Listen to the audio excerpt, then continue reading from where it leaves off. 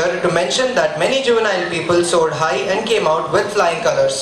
It is a known fact to everyone that most of our determined engineers broke all the barriers and grabbed their chance to be a part of well-established organizations. A hearty congratulations to each one of you. And today we take this celebration one step ahead by congratulating their proud parents and by felicitating them. We cordially invite you today to take part in relishing the fruits of success and hard work of your children, because of whom your smile today is brighter and warmer.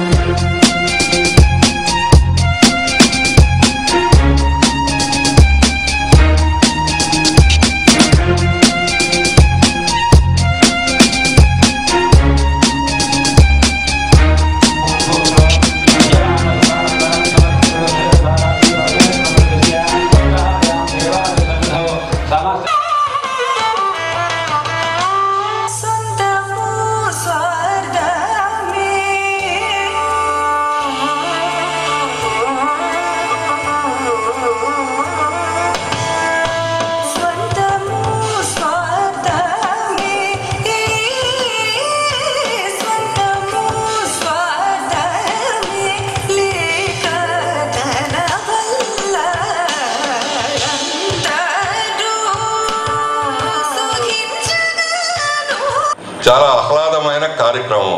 అంతకంటే మంచి ఏ తల్లిదండ్రులకైనా మంచి అనుభూతినిచ్చే కార్యక్రమం. ఇంతకంటే అనుభూతి ఏం లేదు ప్రపంచంలో ఎన్ని అయినా ఎంతమంది ఎంతో సాధిస్తారు, అది అవుతుంది ఇది అవుతుంది. నిజానికి ఉగాది దినాన చాలా పెద్ద వాళ్ళకి సన్మానాలు చేస్తారు, అదంతా అవుతుంది. కానీ అన్నిటికంటే మించి నా పిల్లవాడు బాగా అవటం, అంతకంటే మించింది ఈ ప్రపంచంలో ఏది ఉండదు. ఏ తల్లికైనా ఏ తండ్రికైనా నా అమ్మాయి మా అబ్బాయి బ్రహ్మాండంగా అవటం, మంచిగా అవటం, 10 మంది మెచ్చుకోవటం, అంతకంటే మించి ఎంత మించిన ఆనందం ఇంకోటి ఉండదు అనుకుంటాను. ఆ ఆనందాన్ని 10 మంది ముందు పంచి ఈ విద్యార్థుల తల్లిదండ్రులకి సన్మానం చేస్తే అది చాలా మంచి సాంప్రదాయంగా మారుతుందనే ఉద్దేశంతో గత సంవత్సరం నుంచి ఇక్కడ ఈ కార్యక్రమం మొదలుపెట్టాం. ఇది 2వ సంవత్సరం. మీరందరూ ఈ పండగ రోజు వచ్చినందుకు మరీ ధన్యవాదాలు. ఇది మరో అంశం ఏంటంటే, మరో విధంగా ఎందుకు ఇట్లా ఆలోచించామని, ఇది కొత్తగా ఎవరు చేయట్లేదు. ఎవరు పిల్లలకి ఏదో గ్రీట్ చేస్తారు, బట్ వై పేరెంట్స్ అని, that is the big thing. Parents ఆ తల్లిదండ్రులు ఎప్పుడైతే బయట వాళ్ళు కూడా గౌరవించారో, పిల్లలకు కూడా గౌరవం ఎంతైనా తల్లిదండ్రుల మీద పెరుగుతుంది. ప్రేమ ఉంటుంది, కానీ గౌరవం కూడా కావాలి. ఆ గౌరవం కూడా 10 మంది కలెక్టర్ గారు 10 మందిని గౌరవిస్తే, ఆ కలెక్టర్ గారే మా అమ్మ నాన్నని గౌరవించారు కాబట్టి మనం కూడా చాలా గౌరవంగా అమ్మ నాన్నను చూసుకోవాలనేది చాలా ప్రధానమైన అంశం. అందుకని అవన్నీ మనసులో పెట్టుకొని ఈ కార్యక్రమం నిర్వహిస్తున్నాం. మీ అందరూ వచ్చినందుకు మరీ ధన్యవాదాలు. తర్వాత ఇది ఏం చేశాము, ఇది ఎంత మంచి కార్యక్రమం, ఇదంతా అవ్వటానికి మీరు మర్చిపోయి ఉంటారు. కానీ నాకు గుర్తుంది, 4 సంవత్సరాల కిందట మీ బిడ్డల్ని ఇక్కడ చేర్చినప్పుడు మీరు ఎట్లాంటి పరిస్థితిలో ఉన్నారు అంటే, కొద్దిగా సంతోషంగా కొద్దిగా బాధగా ఉన్నారు. అది మీరు మర్చిపోయి ఉంటారు. But I remember that. బాధగా ఎందుకున్నారు అంటే, చేర్చేటప్పుడు బాధగా ఎందుకున్నారు అనేది మీరు మర్చిపోయి ఉంటారు. కానీ నాకు గుర్తుంది ఎందుకున్నారు అంటే, మీ పిల్లలకి ఎంసెట్ ర్యాంకు అంత మంచిగా రాలేదు అని కొంచెం బాధగా ఉన్నారు. అట్లనే కొత్త కాలేజీలో కొత్త కోర్సులో అడ్మిషన్ అవుతున్నందుకు సంతోషంగా కూడా ఉన్నారు. 2 జరిగినాయి. అట్లా వచ్చారు. వీడికి ఎంసెట్ ర్యాంకు 40,000 వచ్చింది, 50,000 వచ్చింది, ఏం బాగా రాలేదు. పక్క పిల్లలందరూ బ్రహ్మాండమైన వచ్చింది, పక్క అపార్ట్మెంట్లో వాళ్ళకి బాగా వచ్చింది, పక్క ఇంట్లో వాళ్ళకి బాగా వచ్చింది, మా స్నేహితుల పిల్లలకు బాగా వచ్చింది, వీడికేమో అంత రాలేదు ఇక్కడ అని బాధపడ్డారు. 1 నెల 2 నెలల పాటు అంత కొంచెం దాంతో వచ్చి మళ్ళీ ఏదో ఒకటి మంచి కాలేజీలో అడ్మిషన్ దొరికింది కదా అని సంతోషంగా కూడా ఉన్నారు. అది ఆ పరిస్థితిలో నుంచి ఇప్పుడు ఎట్లాంటి 4 ఏళ్లలో ఎట్లాంటి పరిస్థితికి వచ్చారు అంటే, పూర్తిగా ఆనందమైన పరిస్థితికి వచ్చారు. ఎందుకంటే ఏ కాలేజీ ఎవరు సాధించగలిగింది ఏం లేదు. కోర్స్ అయ్యే లోపల ఉద్యోగం సాధించడం అనేది ఏ కాలేజీ ఏ ఇన్స్టిట్యూట్ వాళ్ళైనా ఇంతకంటే సాధించగలిగేది ఏం లేదు. స్టూడెంట్స్కి అంటే మీరందరూ బయటికి వెళ్ళబోయే వాళ్ళకి చెప్పదలుచుకుంది ఏంటంటే, ఇంకొక మోర్ ఇంపార్టెంట్ పాయింట్ ఏంటంటే, నేను చదువుకున్నప్పుడు ట్రాన్సిస్టర్స్ లేవు, ఐసీస్ లేవు, వాల్స్ మీద అది కూడా చాలా ఫ్యూ సబ్జెక్ట్స్ మీద నేర్చుకున్నాం. బట్ ఈ 35 ఇయర్స్ నా జర్నీలో తీసుకుంటే ఆల్మోస్ట్ టెక్నాలజీ 4-5 టైమ్స్ టోటల్గా మారిపోయింది. ఈరోజు మీ ముందు ఇక్కడ నేను వచ్చి మాట్లాడటానికి నాకు ఈ అవకాశం రావడానికి ఏంటంటే, ఈ 35 ఇయర్స్లో కూడా ప్రతిరోజు నేను చదవటం, కొత్త విషయాలు తెలుసుకోవడం, continuous learning is most important. అది కనుక కంటిన్యూస్గా లెర్నింగ్ నేర్చుకోకుండా నేను ఆల్రెడీ నాకు డిగ్రీ వచ్చేసింది, నాకు జాబ్ వచ్చేసింది కాబట్టి నేను ఇక లైఫ్లో నేను సెటిల్ అయిపోయాను అనుకుంటే మాత్రం, ఇప్పుడు ప్రతి టెక్నాలజీ షార్ట్ పీరియడ్ అంటే ఒక 5-6 ఏళ్లలో టోటల్గా మారిపోతుంది.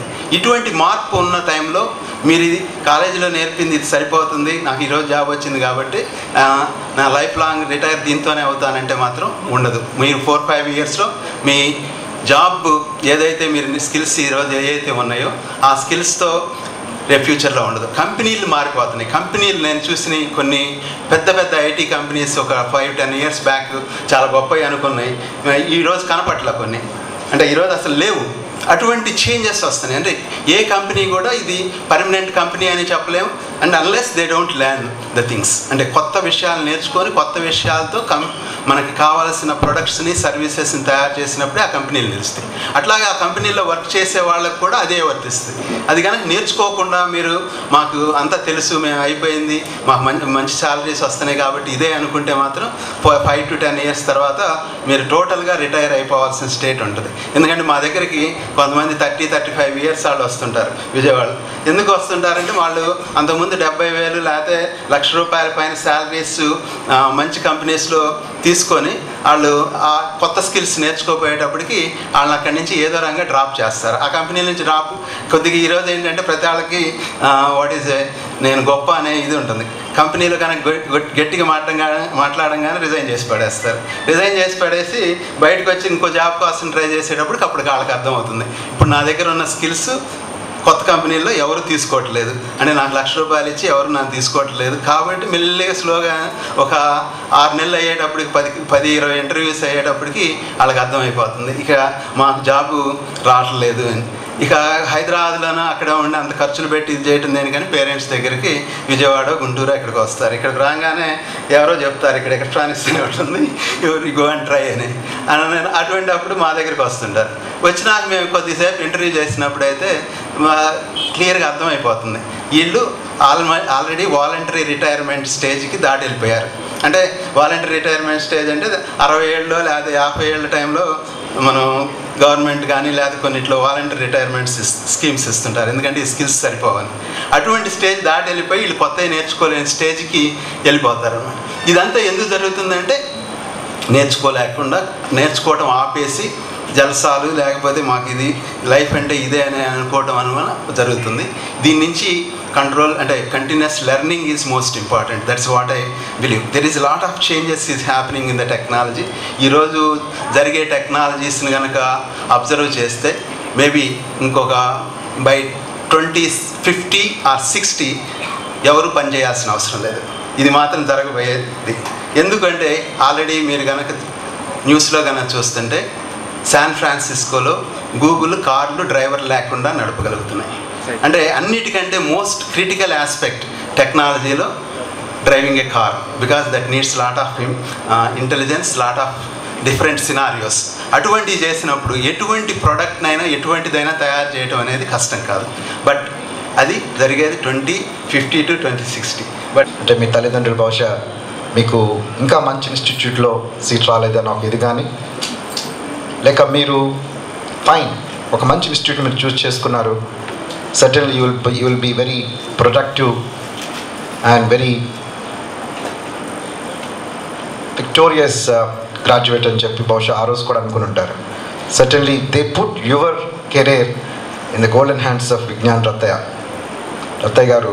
వారిందా చెప్పినట్లుగా ఈ ఇన్స్టిట్యూట్లో రైట్ బ్లెండ్ ఆఫ్ సబ్జెక్ట్స్, కేవలం టెక్నికల్ సబ్జెక్ట్సే కాకుండా మీ ఫ్యూచర్ గురించి ఆయన ఆలోచించి మీ నుండి గ్రేట్ సివిల్ సర్వీస్ రావాలన్న ఉద్దేశంతో సోషల్ స్టడీస్ని కూడా ఇంట్రడ్యూస్ చేయడం అనేది చాలా గొప్పగా అనిపించింది. Very very good. అలాగే మీరందరికీ కూడా జనరల్గా ఏంటంటే ఈ ఎస్పెషలీ మనం ఇండియా మ్యాప్లో వెస్ట్ కోస్ట్లో ఉన్న గోవా, ఈస్ట్ కోస్ట్లో ఉన్న పూరి, ఈ రెండింటిని కలుపుతూ ఒక ఇమాజినరీ లైన్ని మనం డ్రా చేసుకున్నట్లయితే క్రింది పార్ట్లో ఉన్న భారతదేశంలో ఉన్న ప్రజలకి మిగతా ఏమైనా ఎక్కువగా ఉండొచ్చు కానీ కమ్యూనికేషన్ ఉండదు, అలాగే వారికి కాన్ఫిడెన్స్ కూడా ఉండదు. సారీ, బహుశా ఇది వెరీ స్వీపింగ్ స్టేట్మెంట్ అయి ఉండొచ్చు, కాకపోతే we have to accept it. So బహుశా నేను ఇక్కడ చూస్తుంది ఏంటంటే రత్తయ్య గారు చేసిందంటే ఫస్ట్ దాంట్లో హీ మెథోడికలీ ఎనలైజ్ దిస్. దీన్ని నాలో అంటే ఈ స్వాట్ అనాలిసిస్ చేసుకోవడంలో చాలామందికి ఆ రియల్ థ్రెట్ కానీ ఆ రియల్ వీక్నెస్ కానీ యాక్సెప్ట్ చేయడం చాలా కష్టం. ఫస్ట్ ఆఫ్ ఆల్ నీ వీక్నెస్, నీ యొక్క స్ట్రెంగ్త్ నీకు తెలిసినట్లయితే తప్పకుండా no one needs any external force to guide you.